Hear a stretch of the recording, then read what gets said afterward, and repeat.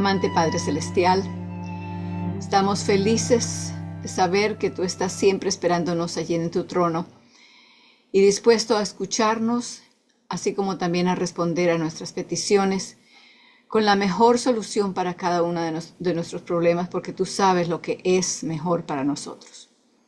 En este momento pedimos, Señor, que tu Espíritu Santo se nos sea dado, para que Él sea el que nos enseñe, nos instruya, abra los ojos de nuestras mentes y nos ayude y nos dé ese deseo de aprender más de ti.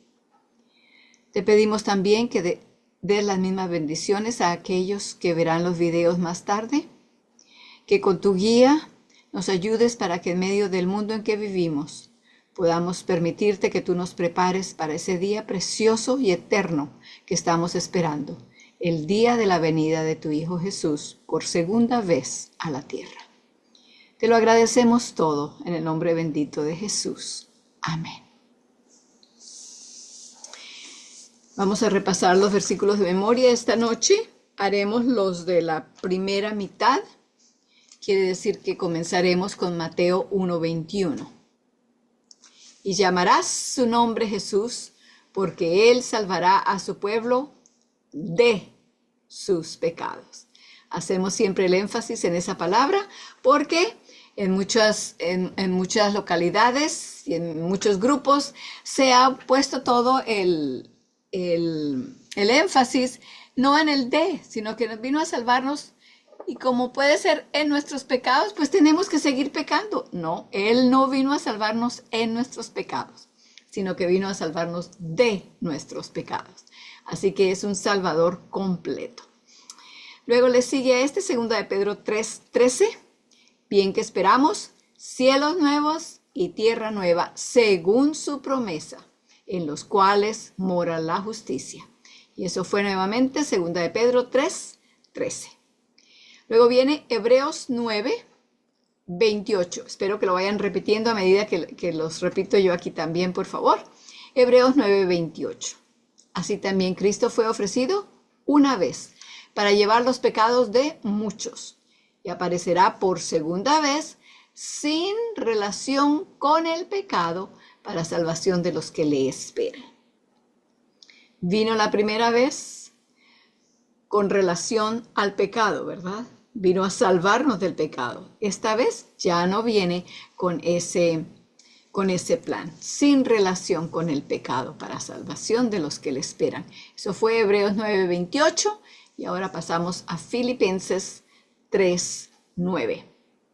Y ser hallado en él, no teniendo mi propia justicia que es por la ley, sino la que es por la fe de Cristo.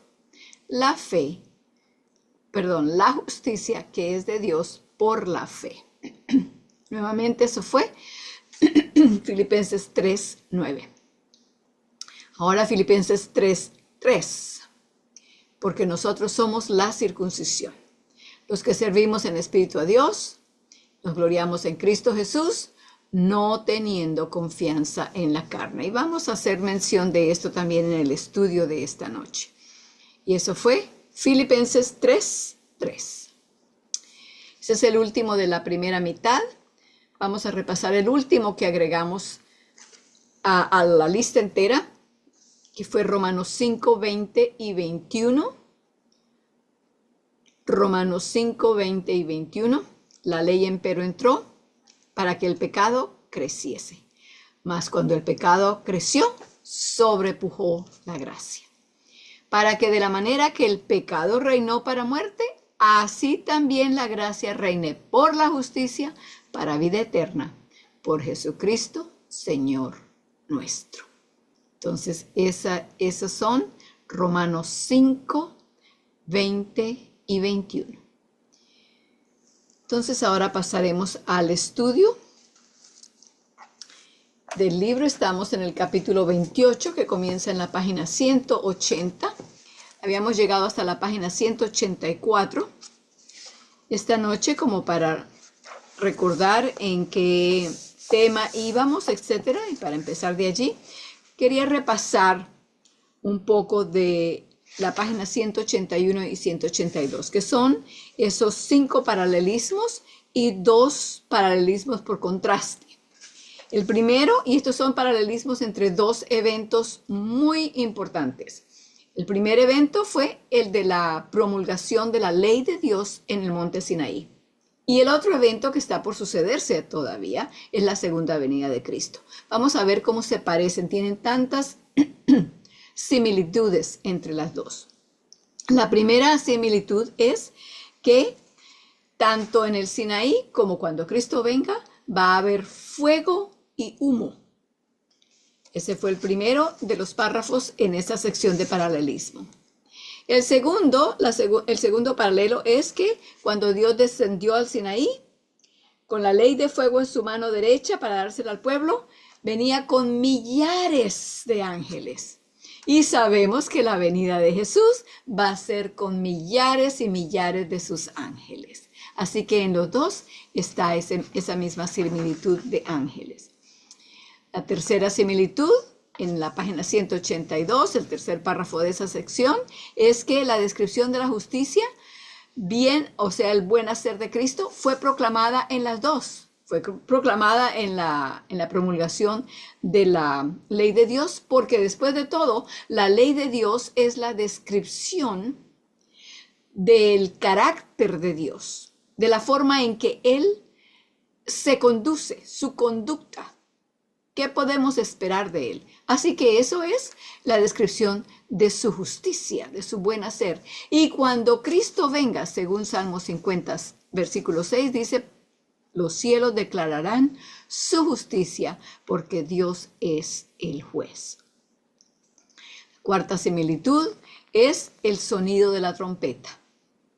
En el Sinaí se oía el sonido de la trompeta y sabemos que de acuerdo con 1 Corintios 15, habrá el sonido de la trompeta.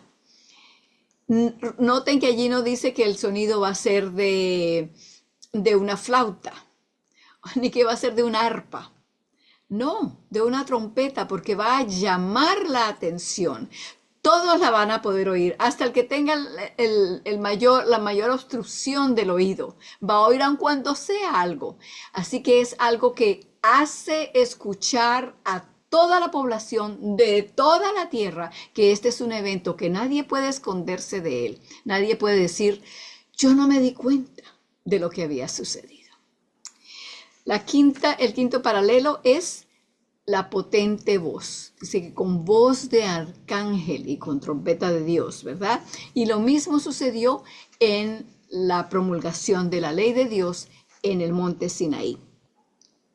El párrafo que sigue después de ese y el último de esa sección, esos dos muestran ahora más bien contrastes, cosas que van a ser no iguales, pero que por no ser iguales también se pueden comparar.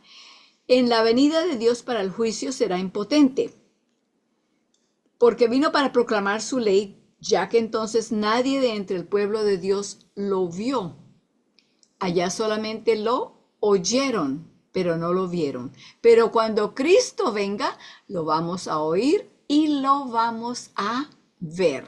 Así que en el monte Sinaí solamente fue de audio, dijimos la vez pasada. Pero cuando Cristo venga, va a ser de audio y de video también. Y el segundo punto, que es paralelo pero por contraste, es que el efecto de la voz de Dios tuvo efecto cuando Él vino, porque se conmovió y el monte temblaba. Y cuando Él regrese, dice que se conmoverá no solamente la tierra, sino también el cielo. Así que hay cierta cantidad de lo mismo en esos dos últimos puntos, pero un poco más también se añade. La sección después de esta es el ministerio de muerte. Ya habíamos comenzado a leer ya esto. Íbamos en la página 184 y de allí vamos a comenzar entonces, donde comienza diciendo, puesto que el pecado existía. Página 184, puesto que el pecado existía. Comienzo a leer. Puesto que el pecado existía ya antes de que fuera dada la ley en Sinaí, La entrada de la ley proclamó una maldición, ya que está escrito: maldito sea el que no permanezca en todas las cosas escritas en el libro de la ley para cumplirlas. Esto viene de Gálatas 3:10. Ahora, quiero que pensemos un momento, nos detengamos aquí, porque hay veces que entonces las personas tienen una idea en cuanto al carácter de Dios y a su personalidad, en el cual le tienen miedo. No quieren saber mucho de Él, mucho menos acercarse a Él, porque de alguna manera han tenido un conocimiento erróneo en cuanto al carácter de Dios y quién es Él. Y esta es una de las formas en la que esa manera errónea de pensar se ha divulgado. ¿Por qué? Porque cuando dice que maldito sea el que no permanezca en todas las cosas, se piensa entonces es que la maldición viene de Dios. Dios dice, ¿no quieres guardar los mandamientos? Ahí va una maldición para ti. No. La maldición está en el mismo hecho de no aceptar su fuerza para guardar su ley. Podríamos decir lo mismo, por ejemplo, solamente como por una ilustración. ¿Cuál es la maldición si tú te metes delante de un carro que viene? Esa decisión que hiciste te lleva a que te van a chocar, vas a salir bien herido, si no es que te vas a morir. Así que la misma decisión que hace la persona lo lleva al resultado de la decisión que hizo. Seguimos leyendo entonces de allí para adelante. Esa maldición consistía en la muerte. Sí, la paga del pecado es muerte, no porque Dios diga, me debes tanto y me la vas a pagar. No, porque al decidir seguir al pecado, el pecado nos lleva a la muerte. Va, como dijimos antes, va junto. El uno no va sin el otro. Eso lo habíamos leído de la página 183 y quiero ir allá otra vez. Al final de la página dice, la muerte sigue al pecado allá donde ella esté. No es simplemente que el pecado traiga la muerte en su estela, no es que lo esté arrastrando simplemente, sino que lo trae en su seno. Es el centro, es la esencia de lo que es el pecado. El pecado y la muerte son inseparables. Cada uno es parte del otro. Es imposible abrir la puerta lo suficiente como para que pase solo el pecado, dejando afuera la muerte. Por pequeña que sea la rendija, si es lo suficiente como para que pase el pecado, la muerte entra junto con él. El uno y el otro van juntos. Sigo leyendo donde íbamos en el siguiente párrafo. Esa maldición consistía en la muerte, ya que la maldición que Cristo llevó, esa fue la maldición que Cristo llevó por nosotros. Es pues evidente que el dar la ley en el Sinaí fue el ministerio de muerte. La ley produce ira, dice en Romanos 4:15. Así lo indican todos los fenómenos que acompañaron su proclamación. Los truenos, relámpagos, el fuego devorador, la montaña humeante y el temblor de la tierra hablaban todos de muerte. El monte Sinaí, símbolo de la ley de Dios quebrantada, significaba la muerte para todo aquel que osara tocarlo. No hubo necesidad de barrera alguna para evitar que las personas se acercaran. Después que hubieran oído la sobrecogedora voz de Dios proclamando su ley, ya que al ver esto, el pueblo tuvo miedo y se mantuvo alejado y dijeron, no hable Dios con nosotros para que no muramos. Éxodo 20, 18 y 19.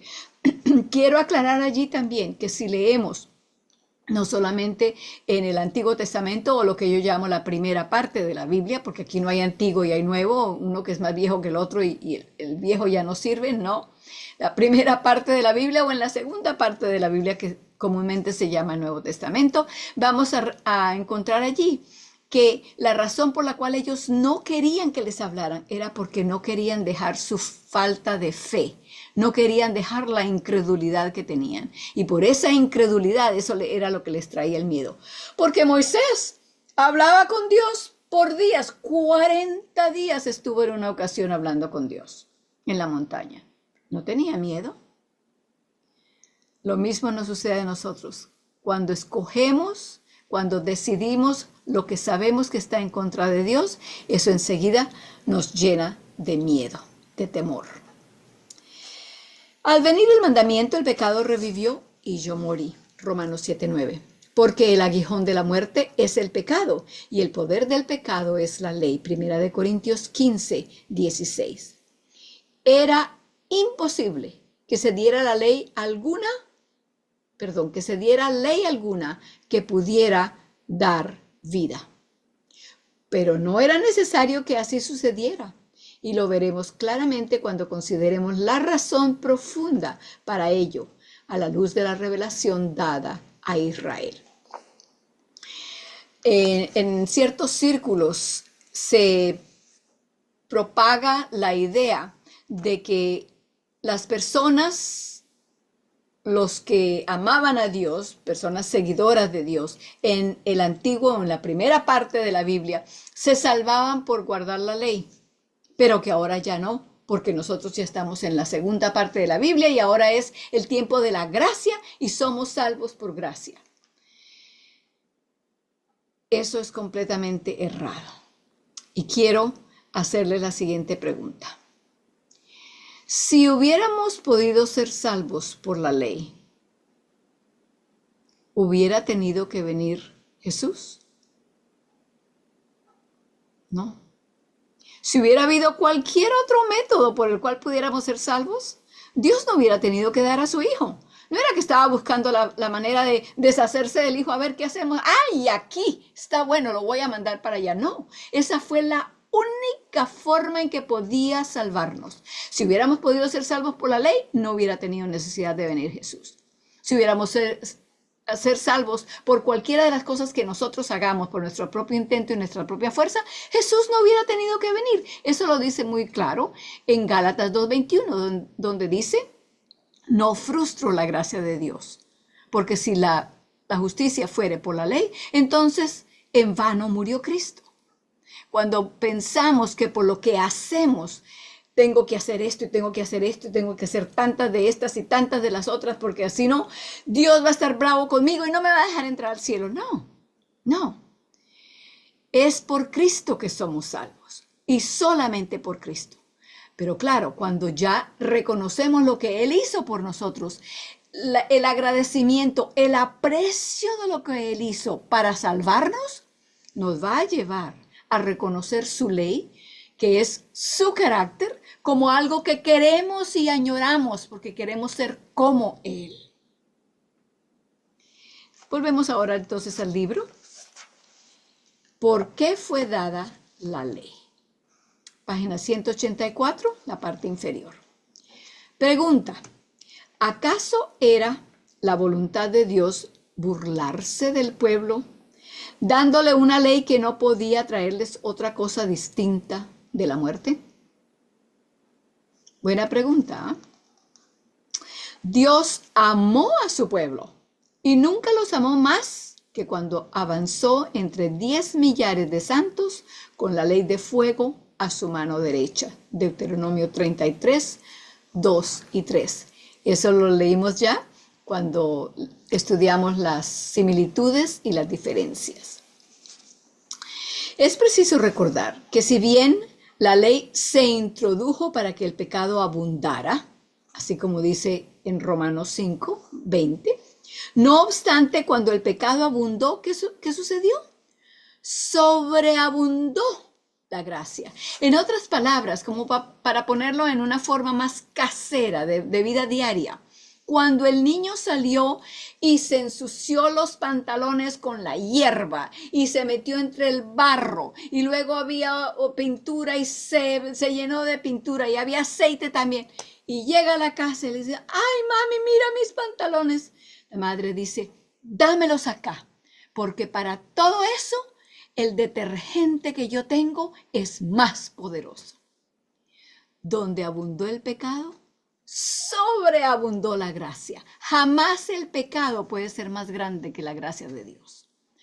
a menos que nosotros escojamos mantener el pecado, que el niño escoja, no mami, yo no me quiero quitar los pantalones, los voy a seguir usando así.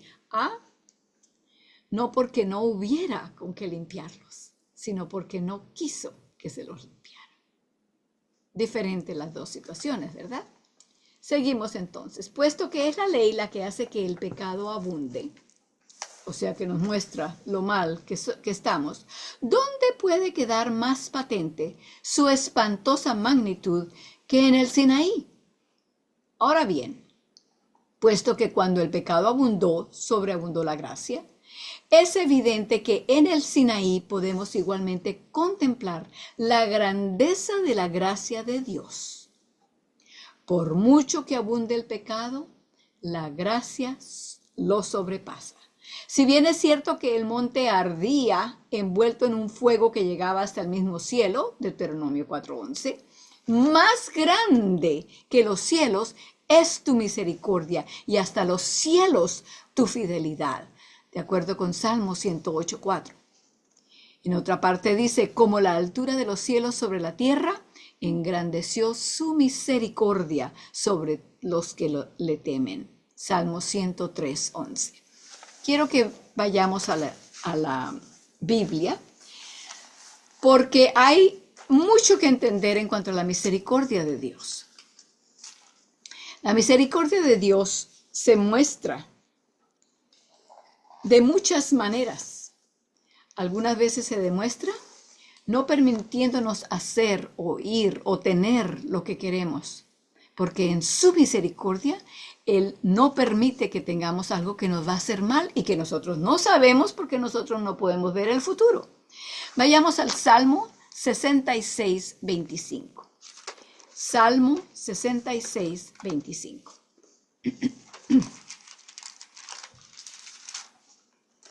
66:25. Dice,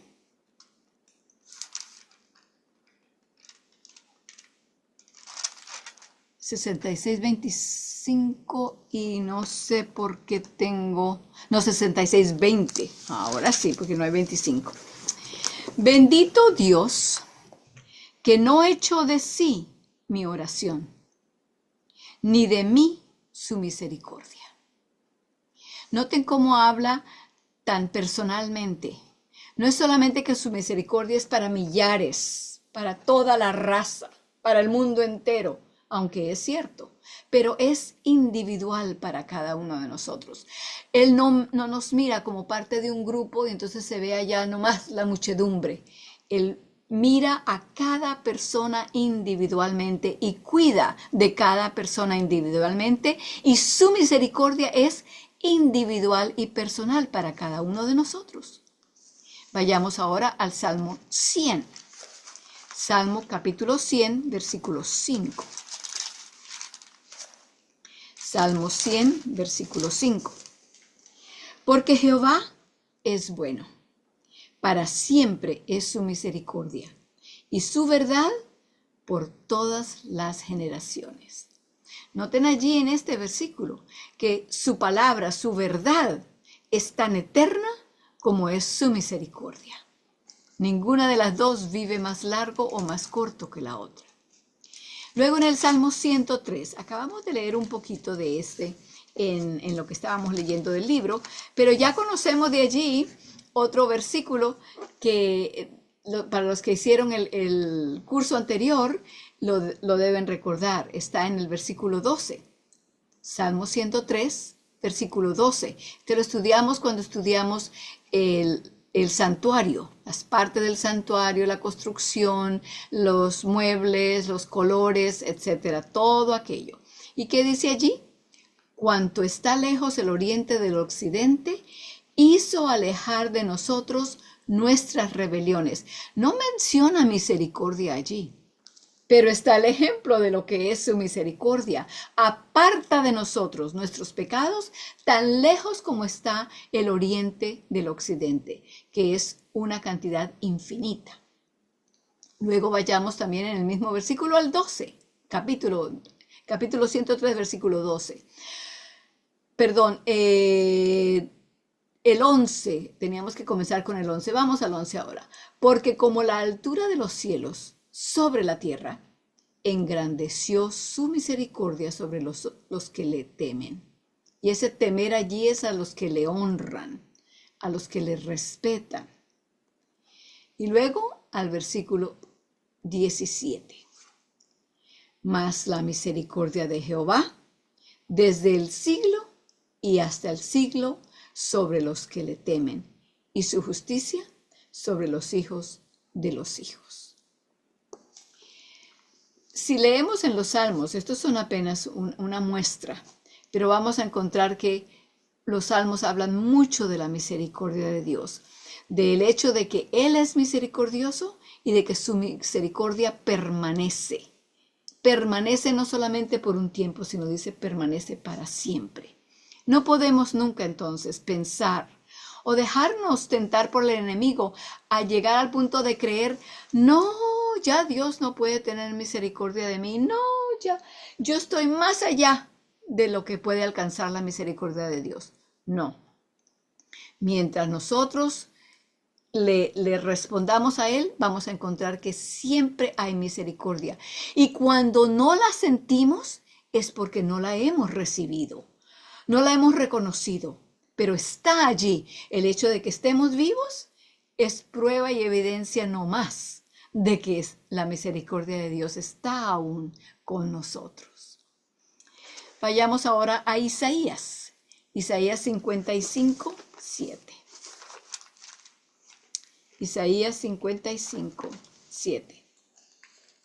Sigan hacia adelante en Salmos, como quien va hacia la parte del final de la Biblia, pero no estamos tan cerca ya, ¿verdad? Pero ahí está Isaías. Si llegan ya a Jeremías, porque ya eso significa que ya pasaron a Isaías. Isaías 55, versículo 7. Deje el impío su camino y el hombre inicuo sus pensamientos, y vuélvase a Jehová, el cual tendrá de él misericordia, y al Dios nuestro, el cual será amplio en perdonar. Cuando decimos que nos arrepentimos o que caímos en la cuenta de lo que estábamos haciendo, sí decimos que lo hicimos, ¿verdad? Como que si lo hubiéramos hecho nosotros. Pero aún el hecho de que nos arrepentimos o de que caemos en la cuenta de la necesidad que tenemos de que haya una fuerza, un poder que nos ayude a salir de los hábitos en que estamos, ese mismo hecho es Dios el que lo produce.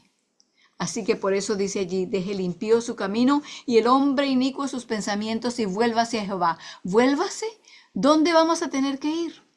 ¿Cuántos kilómetros vamos a tener que caminar para encontrar a ver dónde está Dios? Vuélvase a, ¿qué se hizo?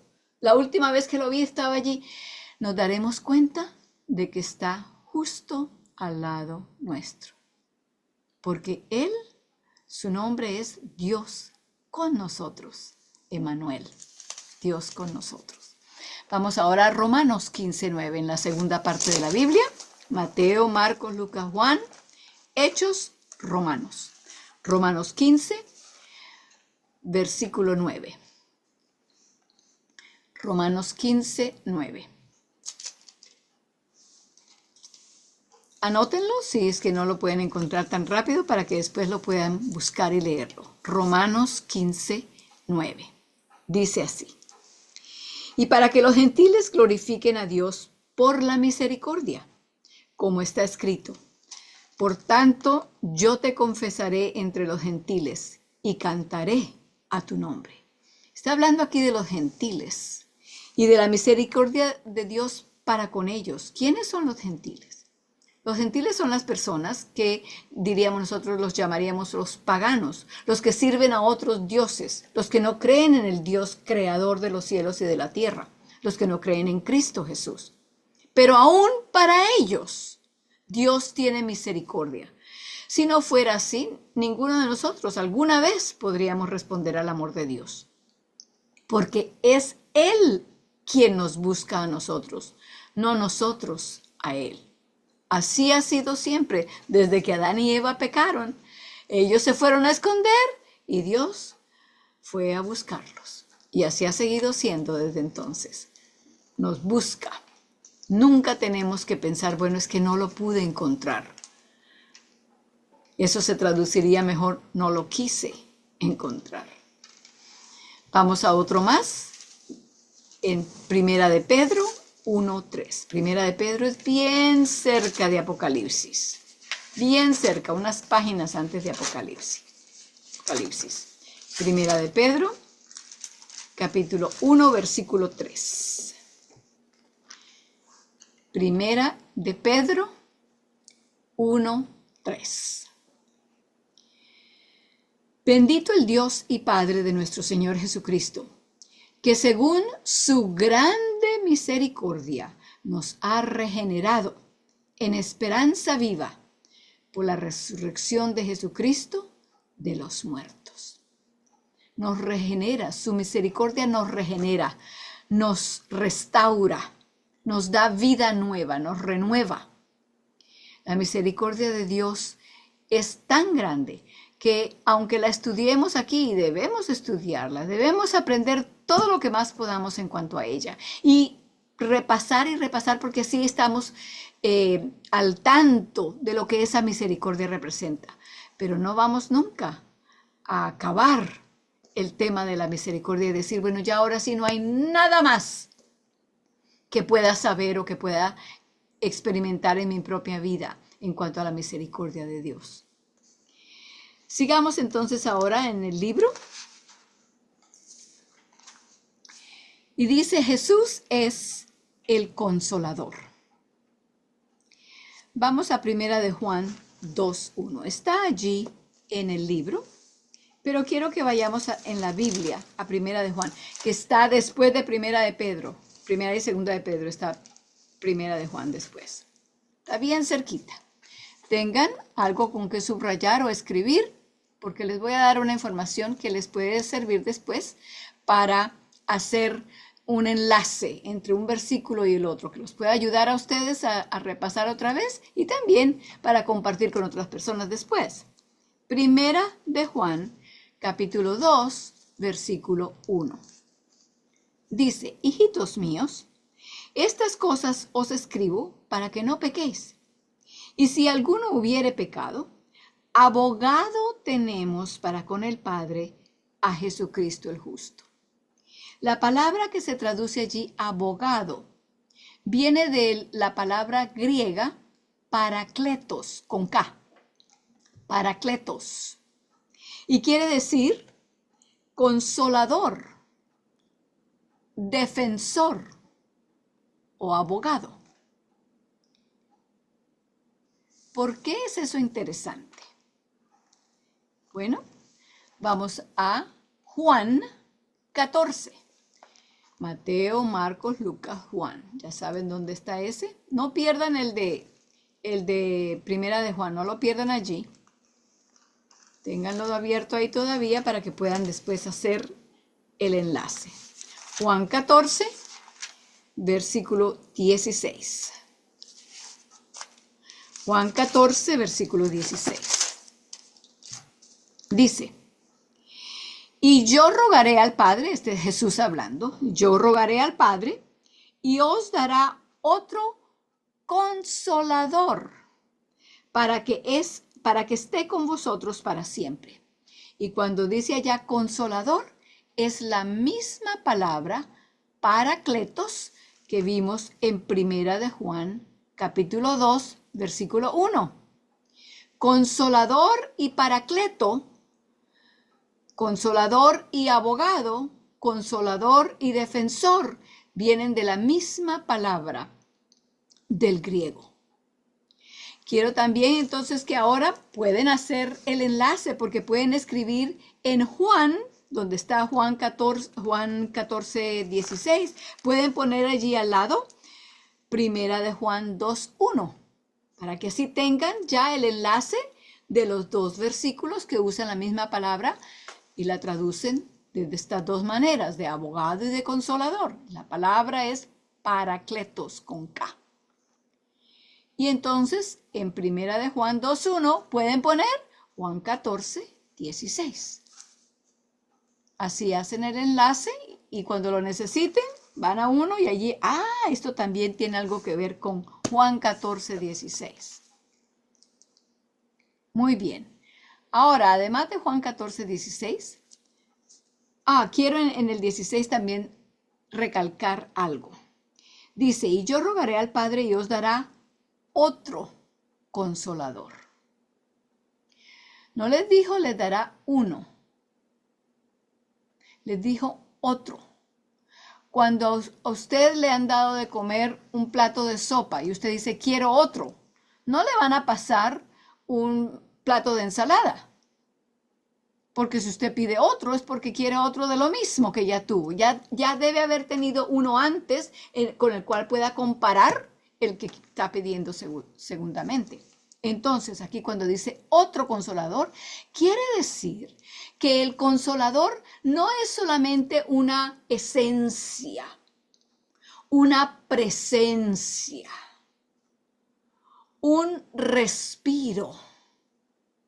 Digo estas cosas porque últimamente, hará como en los últimos 10 años, 12 años, han salido unas enseñanzas en las que ciertas personas quieren decir que el Espíritu Santo no existe, es solamente un aire, una esencia, una presencia, pero no es una persona. Pero cuando dice que otro, quiere decir que Cristo, que era una persona, un ser, estaba hablando de otra persona, otro ser que iba a venir. Es más, quiero que por favor vayan al versículo 26, allí mismo en Juan 14, versículo 26 dice, mas el Consolador, ahí está Paracletos otra vez, el Consolador, el Espíritu Santo, al cual el Padre enviará en mi nombre, Él os enseñará todas las cosas. Cuando decimos Él, estamos hablando de una persona. Si no hubiera dicho ese o lo. Él os enseñará todas las cosas y os recordará todas las cosas que os he dicho. Vayamos ahora a Juan 16. Ténganlo abierto porque vamos a leer otra vez del capítulo hasta que lleguemos a ese punto. Seguimos donde íbamos allí, después de donde dice Primera de Juan 2:1. La palabra griega traducida como abogado admite el significado de defensor o consolador. Así, cuando los discípulos estaban apenados debido al anuncio del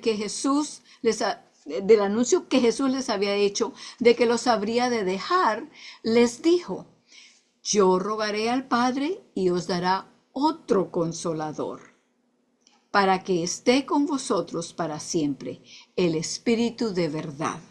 Juan 14, 16 y 17. Mientras Jesús estuvo en la tierra, fue, por así decirlo, la encarnación del Espíritu, pero no quería que su obra se viera limitada, de forma que dijo, os conviene que yo me vaya, porque si no me voy, el Consolador no vendrá a vosotros, pero si me voy, os lo enviaré. Y cuando Él venga, convencerá al mundo de pecado, de justicia y de juicio. Ya lo vieron allí escrito, pero quiero que vayan en sus Biblias. En Juan, capítulo 16, vamos a ver los versículos 7 y 8 para comenzar. Juan 16, 7 y 8. Dice el 7. Empero yo os digo la verdad. Os es necesario que yo vaya, porque si yo no fuese, el Consolador no vendría a vosotros. Mas si yo fuere, os lo enviaré. Versículo 8. Y cuando Él viniere, redarguirá o convencerá al mundo de pecado, de justicia y de juicio. Así que cuando nos damos cuenta de lo que en nosotros es pecado, que se ha formado en nosotros, sea porque lo hicimos, porque lo decidimos o porque lo aprendimos de alguna parte o porque todo el mundo hablaba de esa manera y se nos pegó la manera de hablar o por la manera que haya sido, el que nos señala el pecado es el Espíritu Santo. Dice, oye, eso que estás haciendo no está bien hecho. O la manera en que hablaste esta mañana no fue buena. Y nos hace caer en la cuenta. Ay, sí. Pero no nos deja allí, llevando ahora esa carga de culpabilidad. Ay, lo que yo hice. Ay, ¿por qué lo hice? Ay, no. Enseguida Él nos muestra el pecado y enseguida, ¿qué hace?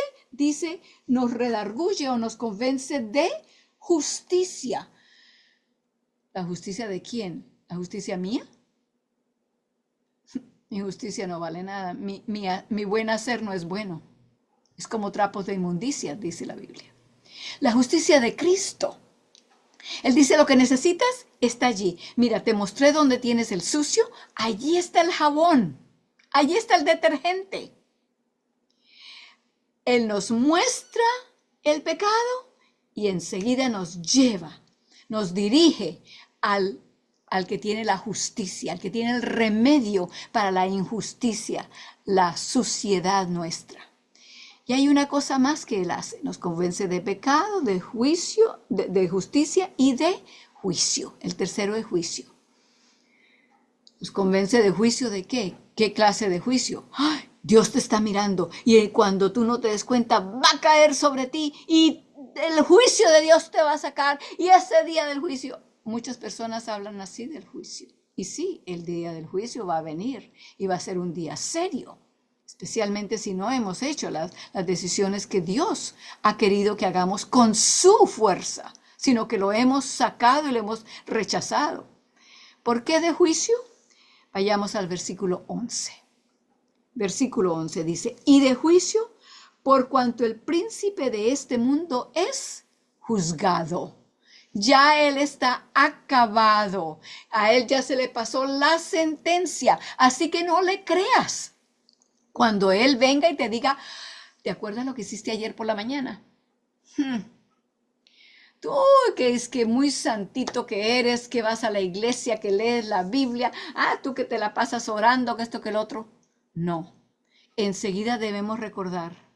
El Espíritu Santo quiere que recordemos que ya ese enemigo que nos quiere mantener bajo una carga de culpabilidad, ese enemigo ya está culpable de todo y ha sido ya acusado y se le ha dado el edicto y la penalidad ya no tiene ninguna fuerza sobre nosotros.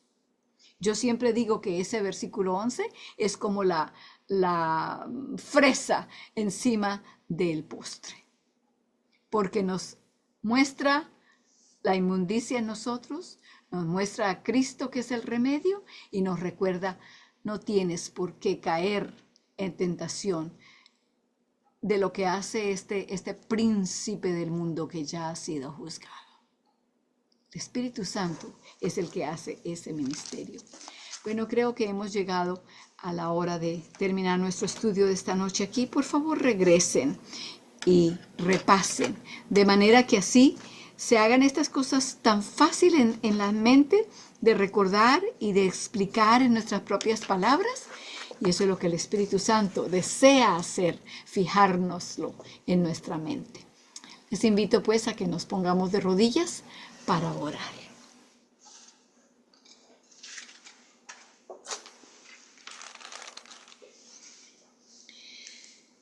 Amoroso Padre Celestial, te agradecemos porque nunca permitiste que nuestro pecado nos separara de ti para siempre, sino que estuviste dispuesto enseguida. Es más, aún desde antes que nosotros pecáramos, ya tú tenías el plan para rescatarnos y tu Hijo se entregó voluntariamente para ser el que llevara a cabo el rescate, la salvación, la redención. Ayúdanos, Señor, a creer, no solamente con nuestras mentes como quien sabe un hecho matemático o algo de gramática, sino a creerlo de corazón para permitir que tú lo hagas en nosotros. Danos, Señor, la dicha de vivir constantemente, escuchando la voz del Espíritu Santo para que así, apenas Él nos señale, nosotros digamos, sí, es cierto, límpiame. Y vamos a donde Cristo y Él está siempre dispuesto a perdonarnos porque su misericordia es para siempre. Te lo agradecemos en su bendito nombre.